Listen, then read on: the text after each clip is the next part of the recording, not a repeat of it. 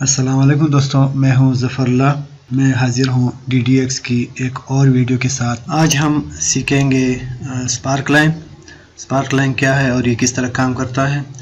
ये एक mini graph भी इसको आप कह सकते हैं। यहाँ पर आते हैं इंसर्ट में। इससे पहले हम यहाँ पर डेटा इंसर्ट करते हैं। आपने मैनुअल अगर रैंडम नंबर इंटर करने हो तो यहाँ पर डेटा आप सिलेक्ट कर सकते हैं। एक फंक्शन है =, रेंज बिटवीन, मिनिमम पॉइंट हम देते हैं 120 और मैक्सिमम पॉइंट देते हैं 999। क्लोज करते हैं। अब एक सेल में मैं फार्मूला लिख रहा हूँ, लेकिन सिलेक्शन हमने पूरी की हुई है, तो पूरे सिलेक्शन में हम इस फार्मूले को एक्सपेंड करने के लिए कंट्रोल इंटर प्रेस करेंगे। कंट्रोल+इंटर। ये देखिए ये सारा डेटा हो गया। अब जब हम इसको एडिट करेंगे, दोबारा एंटर करेंगे, तो ये सारा डेटा दोबारा चेंज हो जाता है। तो अगर हम ये चाहें कि ये चेंज ना हो तो इसको दोबारा हम सिलेक्ट करते हैं, कॉपी करते हैं और दोबारा पेस्ट एज वैल्यू करते हैं। ये पेस्ट एज वैल्यू हो गया। अब ये चेंज नहीं होगा। ये हो गया हमारा डेटा। इसकी रो हाइट थोड़ी सी बढ़ा देते हैं। इस सेल में यहाँ पर हम ग्राफ बनाते हैं, तो यहाँ पर इंसर्ट में आते हैं।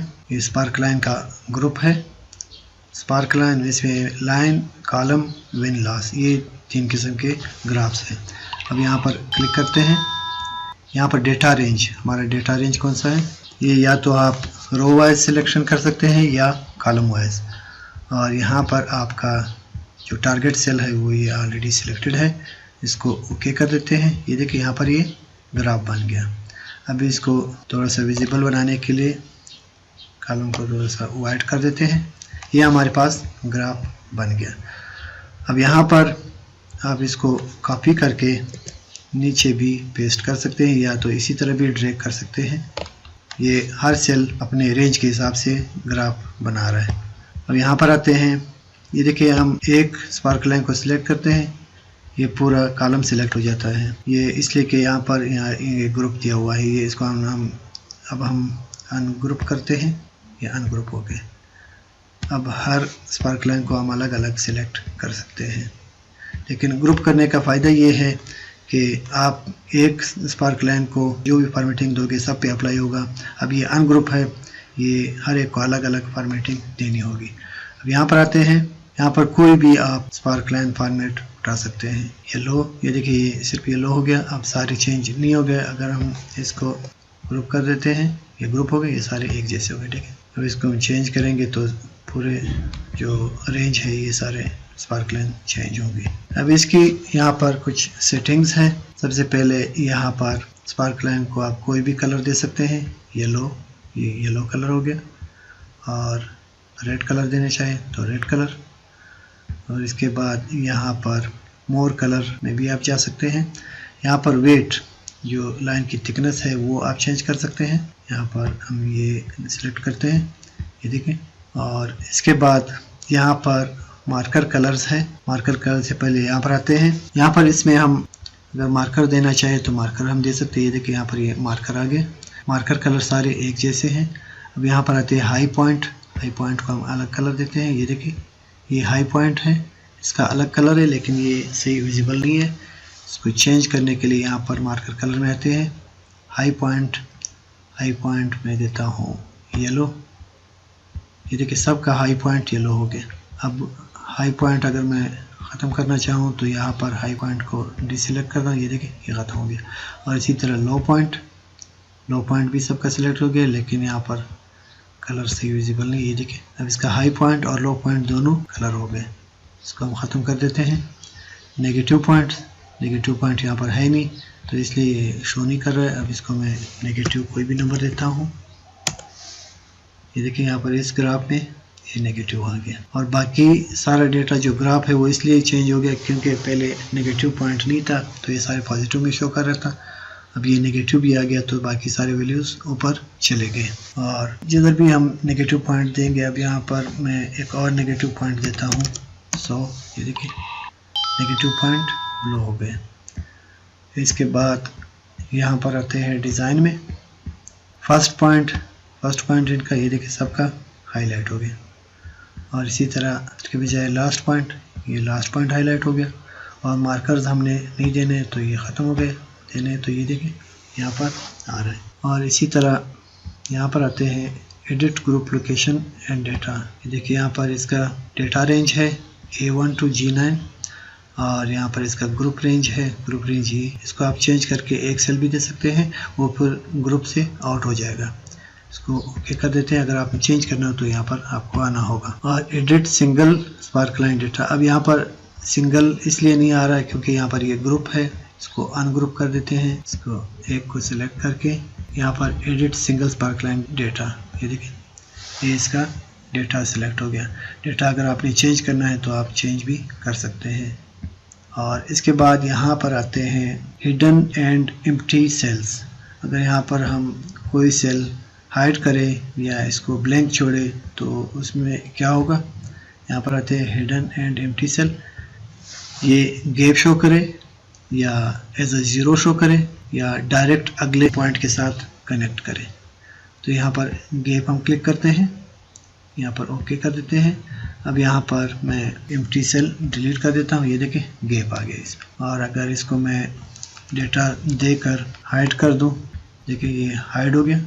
इसको अनहाइड कर देते हैं। दोबारा आते हैं यहाँ पर स्पार्कलाइन में hidden and empty cells as a zero show करते हैं, ओके। यहाँ पर मैं कोई भी डेटा डिलीट कर देता हूँ, यहाँ पर ये डिलीट कर देते हैं। ये देखिए एज अ ज़ीरो शो हो गया। अब ये ज़ीरो कैसा है ये शो करने के लिए ये ज़ीरो है या नहीं है, यहाँ पर आते हैं एक्सेस में शो एक्सेस, ये देखिए शो एक्सेस। अब यहाँ पर ये ज़ीरो लाइन है तो ये देखिए बिल्कुल ज़ीरो के साथ टच हो गया। अब इसको मैं 100 देता हूँ, ये देखिए ये ऊपर चला गया। और अगर मैं इसको ब्लैंक छोड़ूँ या ज़ीरो दे दूँ, एक ही बात है, तो ये ज़ीरो शो करेगा। और अगर एम्प्टी सेल को मैं यहाँ पर connect data point with line, यहाँ पर क्लिक करते हैं, ओके। ये देखिए यहाँ पर ये पहले यहाँ पर आ रहा था फिर ऊपर जा रहा था, ये डायरेक्ट उस पॉइंट के साथ कनेक्ट हो गया क्योंकि यहाँ पर ये एम्प्टी सेल दिखा रहा है। अगर मैं यहाँ पर कोई वैल्यू दे दूँ तो फिर यहाँ पर एक और मार्कर शो होगा, ये देखिए यहाँ पर एक और मार्कर आ गया। अच्छा, ये हो गया लाइन। और इसके बाद यहाँ पर हम इसको चेंज भी कर सकते हैं, कॉलम भी कर सकते हैं और विन लॉस भी कर सकते हैं। कॉलम में ये इस तरह शो होगा। अब ये ग्रुप से बाहर था इसलिए सिर्फ ये स्पार्कलाइन चेंज हो गया। इसको हम ग्रुप कर देते हैं, ग्रुप हो गए, देखिए सारे चेंज हो गए।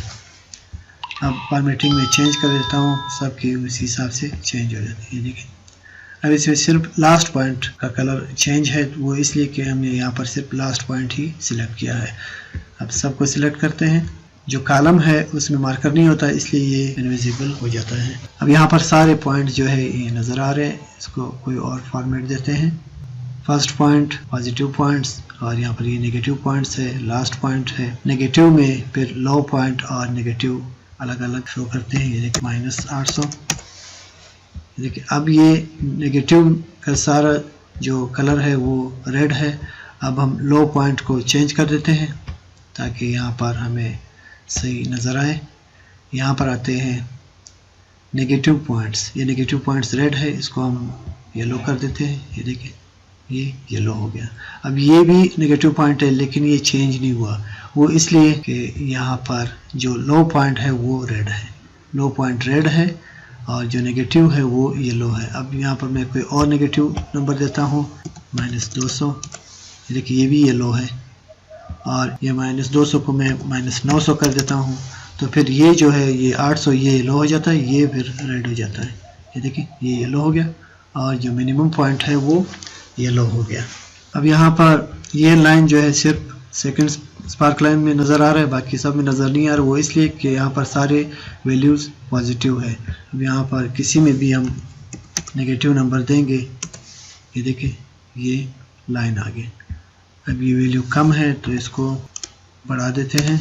ये देखिए ये रेड हो गया। अब ये रेड नेगेटिव भी है और लो पॉइंट भी है तो ये इसलिए रेड आ रहा है। अगर कोई और हमारे पास नेगेटिव पॉइंट है तो फिर वो अलग होगा। ये देखिए ये येलो हो गया, ये रेड हो गया। जो नेगेटिव है वो बाकी सारे यहाँ पर येलो होंगे लेकिन जो लो पॉइंट होगा वो रेड होगा। अब लो पॉइंट पॉजिटिव में भी आ सकता है। अब यहाँ पर ये देखें, अब ये इसलिए सही नज़र नहीं आ रहे क्योंकि ये 0 से उठा रही है, 0 के बिल्कुल करीब हो जाते हैं। यहाँ पर कोई एक नेगेटिव वैल्यू देते हैं ताकि ये साफ नज़र आए। ये देखिए नेगेटिव वैल्यू हमने दे दिया। अब नेगेटिव वैल्यू जो है वो हमारा लो पॉइंट हो गया। और इसके बाद आते हैं इसके डिज़ाइन में। इसी तरह हम इसको विन लॉस भी कर सकते हैं। विन लॉस ये है कि सिर्फ वो पॉजिटिव और नेगेटिव को अलग अलग शो करेगा। यहाँ पर क्लिक करते हैं, ये देखिए नेगेटिव को लाइन के नीचे लाते हैं और पॉजिटिव को लाइन के ऊपर, सेम बार्स। इसमें कोई कम ज़्यादा नहीं है, सिर्फ ये नेगेटिव और पॉजिटिव को अलग कर देता है। जो नेगेटिव पॉइंट्स है वो लाइन के नीचे होंगे और जो पॉजिटिव पॉइंट्स है वो लाइन के ऊपर होंगे। अब ग्राफ के जो क्राइटेरिया है वो हम चेंज भी कर सकते हैं। अब इसको दोबारा कॉलम में ले आते हैं और इसका ग्रुप ख़त्म कर देते हैं, अनग्रुप। ये सारे अब अलग अलग हो गए। अब यहाँ पर आते हैं डिज़ाइन में एक्सेस पर आते हैं। अब एक्सेस में यहाँ पर जनरल एक्सेस टाइप और यहाँ पर शो एक्सेस यहाँ पर जो 0 लाइन है वो शो करेगा। अब यहाँ पर कोई 0 वैल्यू नहीं है तो यहाँ पर ये शो नहीं करता। यहाँ पर क्लिक करते हैं शो एक्सेस। अगर आप इसको शो एक्सेस ख़त्म कर दे तो भी वही रहेगा, और अगर शो एक्सेस पर क्लिक करोगे तो भी वही रहेगा, क्योंकि यहाँ पर कोई 0 वैल्यू नहीं है। जो मिनिमम वैल्यू है वो यहाँ पर एज अ 0 कंसिडर करता है। अब यहाँ पर हम एक वैल्यू देते हैं 0। अब यहाँ पर ये देखिए स्पार्क लाइन का जो सेंटर लाइन है वो आ गया। इसके अलावा अगर हम चाहते हैं कि यहाँ पर ये 56 हो लेकिन फिर भी यहाँ पर हमें 0 लाइन नज़र आए तो हम क्या करेंगे, यहाँ पर क्लिक करेंगे डिज़ाइन, यहाँ पर आते हैं मिनिमम वैल्यू, कस्टम वैल्यू को हम 0 कर देते हैं। अब यहाँ पर 0 लाइन नज़र आ गया। इसको अगर आप 100 करोगे तो ये और विजिबल होगा, 200 करोगे तो ये और विजिबल होगा। लेकिन अगर हमने यहाँ पर इसको ऑटोमेटिक कर दिया तो फिर ये दोबारा नीचे आएगा। यहाँ पर आते हैं एक्सेस, इसको ऑटोमेटिक कर देते हैं। ये देखिए फिर मिनिमम वैल्यू पर आ गए। तो यहाँ पर अगर हम इसको नेगेटिव वैल्यू दें तो नेगेटिव वैल्यू भी दे सकते हैं। यहाँ पर ये देखिए ये नेगेटिव में आ गया। अब यहाँ पर जो 0 लाइन है वो नज़र आ रहा है।